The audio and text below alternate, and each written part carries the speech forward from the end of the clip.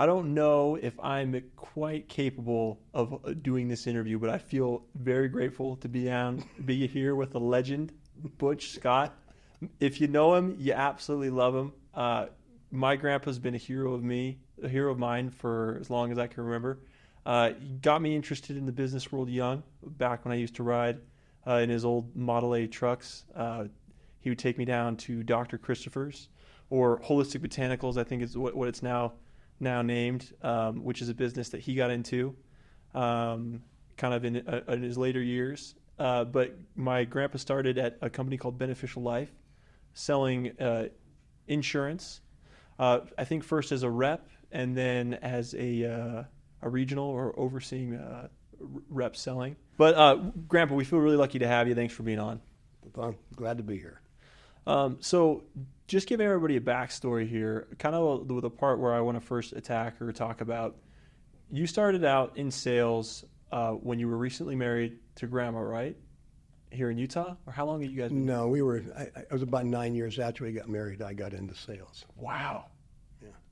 So you cut that on, like I guess in my generation, a lot of times people are kind of scared to jump that late in the game. But was that at a time, was that a huge decision for you? Was that kind of scary? We had eight kids. We had... Wait, married 9 years, 8 kids? Well, maybe it was 10 years, I don't know. And we had, I read a book. I'd hurt my back. And this guy came up and gave me this book, and he said, you ought to read this. So I read Think and Grow Rich by Napoleon Hill. I read it Thursday, Friday, Saturday, and Sunday, and went in and quit my job on Monday. Where were you working? For an overhead door company, construction. And sorry. And I had hurt my back, and so I read that book, and I thought, I'm never going to get anywhere by hanging around in construction. So I needed to get a job where I could work my own hours. There was nobody telling me that I had to work or not work. So I looked for about a year and a half for something to do, and I ended up with the insurance company. And I started out as an agent and worked my way down into management. Management is, you're more free as a salesperson than you are as a manager. And it took me a while to figure that one out. So, yeah. Cool. Well, and just kind of jumping in the beginning there, so you were kind of like, obviously, that had to have been a hard decision. I mean, you read Think and Grow Rich, which is a phenomenal book. Anyone that's listening or that's sold multiple summers, it's a great book that can show you a lot of different holes maybe in your business thinking, how to be more successful. You turned me on to that one the first time I read it when I was going out on one of my first summers. Yeah. But for you, what was something that you were like, obviously that was a scary jump. And so kind of talk to me, like, what was going through your head? What was the thing that kind of tilted you over, being like, hey, I'm going to like get out of my construction job to get into sales. I have to feed 10 people. Yeah, I had no choice. I had to be successful. So I was very motivated. I love it. And in those early days, like I've heard some of these stories like throughout the years, but who was someone for you kind of that like mentored you or taught you when you were first getting into sales? Was there someone that you're like, oh, he really helped me like break a lot of barriers in my thinking? Yeah, a guy named David Reeves was my manager, and he was my mentor. Yeah. And was there anything that you learned why you were kind of early starting that you're like, oh, like I think this could be helpful to like these guys that are now out selling bug spray kind of door to door? I know insurance back in the day, I feel like was a pretty similar like what a lot of warming guys do for pest control now. Well, with pest control, as considered, your approach is very, how do I say this, not insult anybody. When you're insurance, you learn to go to people with some prestige. You get referrals, you do seminars, you warm that client up. So when you go there, you have some credibility. You guys are just knocking on doors and saying, "Here I am, and I got a deal for you, and let's do this thing." There's a big difference between what I did and what you do. But I agree with you in some sense, but also a lot of the, like when I was first out, my first summer was a decade ago, which is kind of crazy to me now thinking about it. But 10 years ago, I remember calling you every week, and you would give me like a new tip or trick, or some of the stories I remember really fondly that you would tell me about is there was a guy in insurance sales, and a lot of times people get like a fixed mindset where they're like, I can't do this, or a lot of times in pest control, people are like, I can only sell when it's warm when there's bugs out. That's when I should be selling. But you told me about an insurance guy that would wait till the winter, and he would go out in the snow, and like he would wait till he was just caked in it, and he would knock on people's doors, and he would sell them insurance. Yeah, he would set up 5 appointments every day, and he would work from about 1 o'clock till 4. Then he'd go and have an early dinner, and then he'd go on appointments during the evening. And he would, he knew that 3 of them were going to cancel, but he made 2 sales a day. So, and the average person maybe sells 50 to 70 policies a year, and this guy was selling 200-300. So. Well, and what I loved about like that story is it taught me that like no matter what the current layout is, like in wherever I'm canvassing, wherever I'm selling, find the opportunity, don't find the problem. And like I think so quickly people can be like, oh, it's too cold or it's too hot or like this is preventing me from doing it. But like what I love that he did is he turned it on his head. Hey, it's freezing out here. Let me in the door. Yeah. Let's make this happen. Yeah, you have to. If you follow the masses and you do what the masses are going to do, you're going to end up with mediocrity. So if you want to do something and you want to be successful, you have to do just the opposite of what everybody else is doing. So talk to me back in those like early days. Like obviously sales is like a lot of like things are universal or have been true for a long time and will continue to be true. Back when you were selling, what would people do to kind of like stay around the best minds and like sharpen the saw, if you will, to kind of like keep themselves ready to like perform at a high level? Does that make sense? Yeah. An old manager I had, he said, you never take an Arabian horse and put it in with a bunch of jackasses. In other words, you don't want that interbreeding. You want to keep everything purebred. So if you've got a person who is a high caliber salesperson, you want to put him with other potential high caliber salespeople, not people who will waste his time. 100%. Yeah. So I think there's 3 things that a salesperson has to have. They have to be teachable. And lots of times people will go, yeah, I'm teachable, I'll listen. But they're really thinking, I can't wait to get away from this guy and do it the way I want to do, And the second thing is they have to be motivated by money. And not that they need money, because everybody needs money. It's if you're motivated by money and you make your week's quota in the first 2 hours of your selling, if you're going to go sit in the car and go spend the money, you're not motivated by money. If you're trying to say, okay, I just made my first big chunk sale, now I'm going to go see if I can do it again and do it again and do it again. Those are the people that are really motivated by money. And the third thing is they have to go easily to people.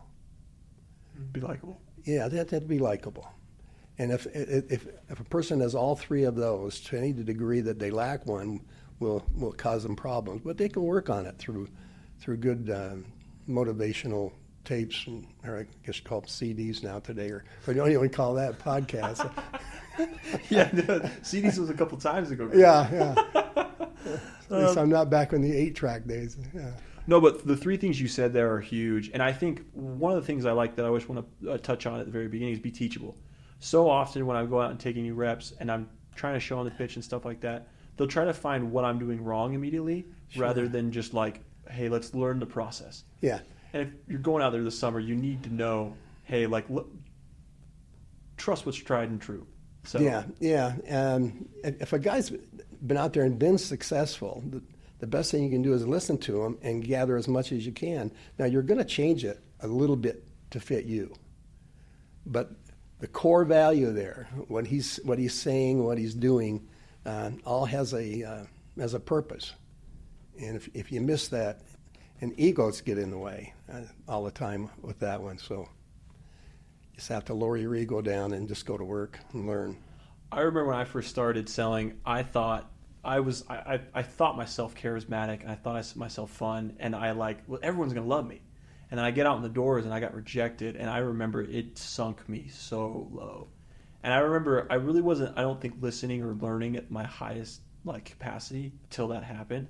But once I was down there, all of a sudden I would call you, I would talk to my uncle, I would call my dad, and I'd be like, hey, how can I counteract this? How can I be more successful? And one of the things you told me is like, simply find the best person and mimic exactly what they did. So what I did is I went to my uncle and I just said, I just film your pitch? And I recorded it, and I watched it over and over and over again.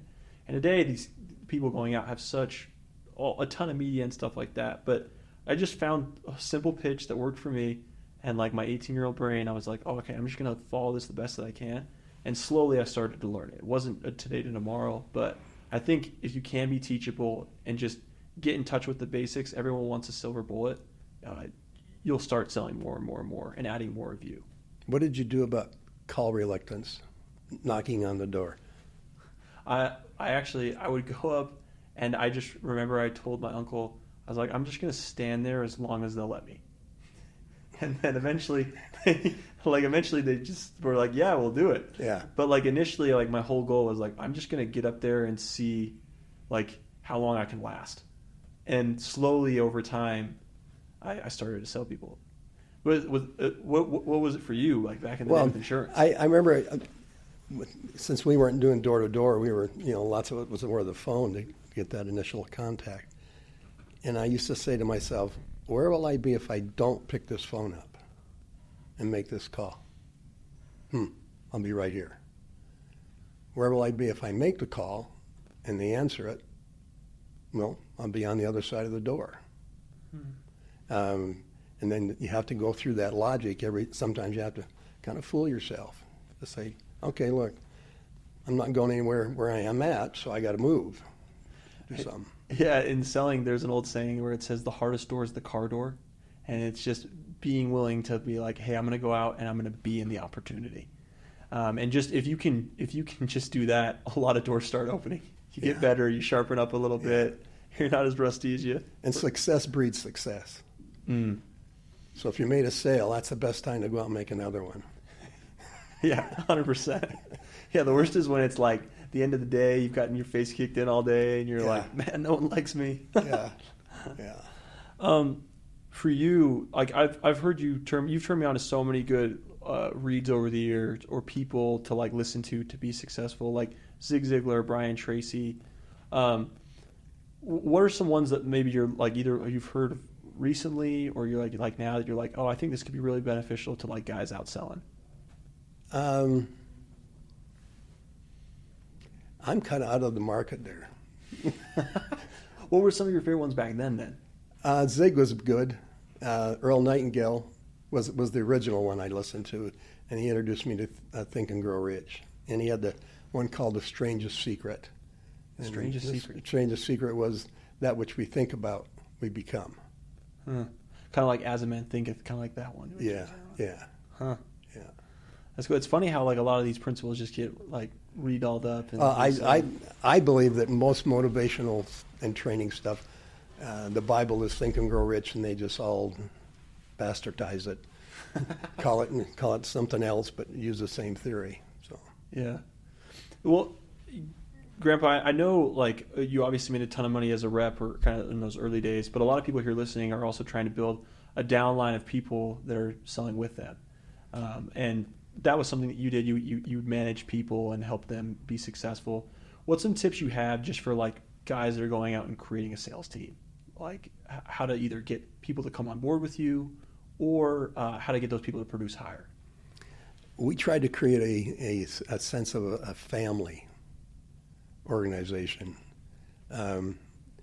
We moved into a new office, and we had a lot of vacant spots, and so I said to all the agents, do you want me to go out and recruit somebody, or do you want me to talk to your brother-in-law or your favorite cousin? And so they would bring these people in that were family for them. And then if they were a good mentor, we'd use them. If not, we'd put them with someone else. But no, I think it's important to have friends in sales. Salespeople tend to be competitive, and sometimes that can get pretty ugly, especially when you're fighting over clients. But I don't suppose that you have that in your business. So, yeah. Well, no, and there honestly there's a lot of there's a lot of there's a lot of different companies, a lot of competition. One thing that I like that you said there though that I kind of want to touch on is like as like your friends. Your network is obviously your net worth. I've heard that saying time and time again. But I think what's cool that you highlighted there is like the people close to you are typically the people that are one going to like support your vision. They're also two going to trust you. They can feel like what you're saying is actually legit because they know you. But I also think they quickly turn into your greatest leaders and your greatest assets because they've experienced so much of the goodness that's been around your life kind of growing up. And so like it's kind of like the whole birds of a feather flock together. You're going to find so much higher quality people in your family and your friends than you are just like some random Indeed ad off the with someone off the side of the road. Yeah, the last thing you want to do is hire a jerk and bring him in and let him influence the whole place, you know. Yeah. And I think with like a lot of times what I've noticed with my sales org is like saying no to people or like moving on from people has grown my organization faster. And so I think a lot of times people in my industry get so hung up on a rep that like, oh, I just want more people here and stuff like that. But sometimes cutting the fat and just being like kind of the 80-20 rule of like, hey, we're going to stick with like the 20 best percent because they do 80% of the revenue, rather than holding on to someone that's not that great or not that successful, in hopes that one day like they would become that. Because usually those people do blossom up pretty quick to it if they are going to. But even the 80-20 rule in the second generation, you take the top 20%, you keep those people long enough and you'll find out that 20% of those is where the money's really made. Yeah. But you have to go through that mill and continue to find that process. People change, you know, their lives change, their wives change, their kids change, their ability to function, sometimes disabilities come in, you know, so you have to keep a new crop going all the time. No, 100%. And I think like you've always got to be active. And I think a lot of times guys will be like, oh, I was crazy successful this year. And I've seen it in salesmen in different organizations. Like sometimes guys get so hyped up that they had 3 amazing quarters or they had like 2 good years and stuff like that. And then they try to coast off that success. The happiest salespeople and the highest performing people though are the ones that are always kind of have that bug of like, what's next? How can I produce higher and go to the next level? In the insurance business, they always have the new man of the year. And that guy is usually out of the business in 2 years. Because he got all the glory that first year and everything was just falling into place. And then he woke up the next year and got thinking, well, how did I do that? You know, I think a lot of that goes to their head. So, you know, just keep going to work. I love it. Talk to me really quickly on goal setting. I feel like you've always been really good at like talk with me about like goals and like how to achieve them and stuff like that. What were some goals for you that you kind of set in your sales career that you were either you were able to achieve, or two, you're like, man, that really pushed me or that helped me like get to a higher level? Goal setting to me was almost a religion. I didn't get it the first year I was in the business, but after that, if you set a goal and then somebody comes up to you and says, you know, I got a great idea, let's do this. And you go, wait a minute, but that doesn't take me closer to my goal. That takes me further away from my goal. So it allows you to get rid of the garbage in your life and only focus on that which really matters. I had a 3x5 card. You can talk to Aaron about this. He probably is embarrassed of it. Aaron's his dad. I always have a 3x5 card, and I would have how many appointments I was going to do, how many lives I was going to sell a year, what I was going to do with my family vacation, what I was going to do personally to motivate myself. And my religious goals, my emotional goals, my financial goals were all on that 3x5 card. And every time I got in the car, before I turned that key, I had to read those goals. And so it was right there. And so when you're focused on something, you just don't get in the muck. Just go for what you got on that card. I love it. And just so you know, he I don't think he's embarrassed. He passed that down. We do Excel sheets now, but like that's what he always would take me through as a kid. Of like, okay, what are all your goals? How to set them up, and then write them over and over again, and keep focused on them. Yeah, it's a great practice for anybody in any stage of life. Yeah, and I'm visually stimulated, so I would have pictures of the car that I wanted to buy, and I have pictures of, where I want to take my kids on vacations and stuff. So. Yeah. Well, I think that does a really good job of building your purpose or building your why. Like being able to like visually see it too, I think is really, really good. Writing it down, saying it to yourself. There's so many of those different tips or trips or practices that keep you focused. But the reason you do that, I think a lot of times people get excited in the high in the moment. But you got to remember that when you're going through like the trenches and it's like middle of the summer, middle of your sales season, and you're like, oh, am I going to be able to do this? And I think those people that can continue to remind themselves in those tough moments and continue to like look at the vision board, look at the note card. Those are the ones that at the end of the day actually end up like seeing it in real life. I have a good friend. He just passed away, and I spoke at his funeral. And his brother got up and said, Eric always said, this is my goal. And it was maybe 10 times more than he did the year before. And they would say, okay, how are you going to accomplish that? And he said, well, I broke it down to what I have to do in a day, every day to get closer to that goal.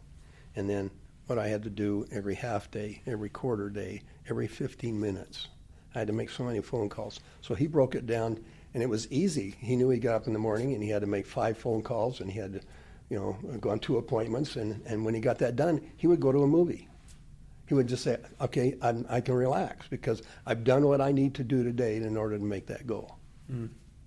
I like the thing of breaking it down into 15-minute increments. You told me one time to like, hey, write down everything you're going to do in the day, and then like after you went out and done it, write down everything that you actually did. Well, it was more than that. I went in to quit, and my boss, David, said, you don't deserve the right to quit. You've never done it right. And this was your sales job initially when you were starting, early? Yeah. And so he gave me a calendar, but was broke down in 15-minute segments. And if I was standing in front of somebody asking them to buy, that was green time. Okay. If I was doing paperwork, that was yellow time. If I was watching TV, that was red time, bad time. And so sometimes we lie to ourselves. We say, oh, I'm busy, I'm working, but I'm really not. I'm at 7-Eleven, I'm talking on my phone and doing all these other things. So if you put it down and you look at it and you go, my word, I'm only working 15 minutes a day. If you're doing it yourself, you can't lie to yourself. And you look at it and they say, okay, well then I need to stop doing those things and start doing more of the green time. Mm-hmm. Yeah, no, and I honestly think just that practice alone of like huddling up, okay, what did I actually do, and tracking yourself, I think is so big. And I think initially when I started doing it, you slowly start to find more and more, and you get more and more honest with yourself over time of like, okay, no, like that was unnecessary. I don't need that. And then eventually, like you can fill that up with the green time. Some people feel that they're too confined. They're too scheduled if they do that. Well, they're to be the losers because if you don't track your time, you are wasting time. Yeah. No, I love it. No, that's a good point. As far as like, so I mean, obviously we talked about sales, we talked about management, leadership. Just like as a really quick, like a lot of people get into summer sales, and I think it's natural. A lot of 18, 21, 22, a lot of young male testosterone. They want to be leaders, and they want to be. Well, for you, as your time as a leader, both because eventually after you were a manager in sales, you ran your own business, over at Holistic. For you, kind of growing up into that process, what's something you've learned as a leader kind of throughout all of it? Like you're like, oh, I've learned this lesson, or like this is big on leadership. This would be good for people to know.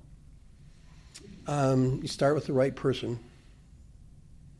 If you're talking about a salesperson, you give them the proper tools. give them the proper motivation, and then they will find success to whatever degree that they feel success is. That's cool. I guess too, with closes and stuff like that, we're always every sales guy's looking for like something to add to their quiver or their bag to like be more successful. Is there any close that you really, really like that you're like, oh, if someone's out new, maybe like when Garrett comes through, like these other guys are coming through, so what's one you're like, hey, this is a good close that you should know and add it to your repertoire? I think, well, in the business I was in, there were policy peddlers and there were problem solvers. Problem solvers never had a hard time closing. Policy peddlers that were just selling a product always had a hard time closing. They had to come up with unique ways, tricky little ways, and their persistency rating was in the toilet. Mm. When you find out that and convince people that they got a problem that you can solve, then you're going to have something that sticks on the books, and they're going to give you referrals. So as far as a sweet little 3-word close, there's tons of them out there, and they all work to some degree, but I believe it's more important to open right than close right. That's cool. No, and it kind of like I always call it with my guys like building a pre-frame. So like being able to find a problem, identify it, and then kind of like magnify it, and then get them to understand why it's important and create that vision is super, super important. And I think a big part of that goes to talking about the benefits of your service. A lot of times people focus so much on like the policy itself, the feature, or like what's actually being done. Where if you can really just focus in on like, hey, this is the problem this is going to solve in your life, you're going to be way, way successful at selling. The worst close I ever had from a guy knocking on my door. He knocked on my door, and the first thing he said was, "Do you like bugs?" And I said, "Come up with a better opening." I just shut the door, walked away. No, I think that you got to put your own personality into your opening. But I think it's more important to open right. If you look at it, and you look at it like, let's see, I guess it'd be like this. If you open here and you get general information, and then after you get general information, you get more specific information. And then after you get the specific information, you have the ammunition to close. Mm. People who close first never get to the end. It's like the devil. We're trying to trap somebody, and we need to bring them down to the wedge. And so you get the specific, the general information. And say you live in a nice house, you got the same problem with all your neighbors with the bugs, and they're probably spraying and they're coming over to your house. I don't know how you say it. Yeah. But and then say, be specific. Ask them what problems they're having. And then if they say, well, yeah, I got this problem, they say, okay, we can fix that problem for this much. Yeah. Well, no, and I think I like what I love about that is it's value-based selling. And so you're going into it where you're building value to then go to the close, whereas it's really it's an uncomfortable sales process when you lead with price or you lead with a hard close, because you don't give any time to paint a vision or create something where they're like, oh yeah, I do like that, or I want that, or like that does solve a need. Whereas if you're just price pushing, or if you're just like stiff arming people into things, you're not going to get very far. Today we have a lot of high tech. And a guy named John Savage wrote a book called High Touch Selling. He said the more we become high tech, the more people will want personal interaction. So if you're at the door and you got a smile on your face and you've got an answer to a problem, probably going to make it. And I think that goes big into leadership too. Like not even with your customers, but with your people. A lot of times people will try to develop a system where they never have to see people, or they don't have to like go fix or find problems. And that's a lie I think a lot of people tell themselves early on. People need that your influence and your personal touch. One, because a lot of times we can't see the problems that we have. And as a leader, it's your responsibility to go in and point people in the right direction so they can fly high. And that's one thing I think you've always done really good, like with me, and kind of like whenever I was at a low moment in sales, you were always good at being like, hey, I think this is what's wrong. Here's how you're going. Go again. And I think if you have the responsibility of being a sales leader, you owe that to whoever you're leading as well. Making sure you're making a frequent contact, frequent touch, a frequent redirection to the right space, and you'll be successful.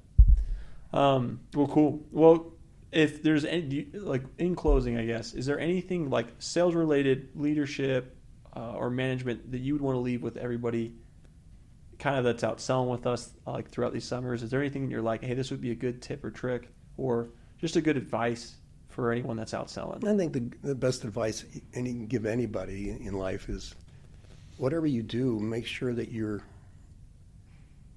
going to leave that person in a better position for knowing you. Mm. Even if they don't buy from you, wish them a good day.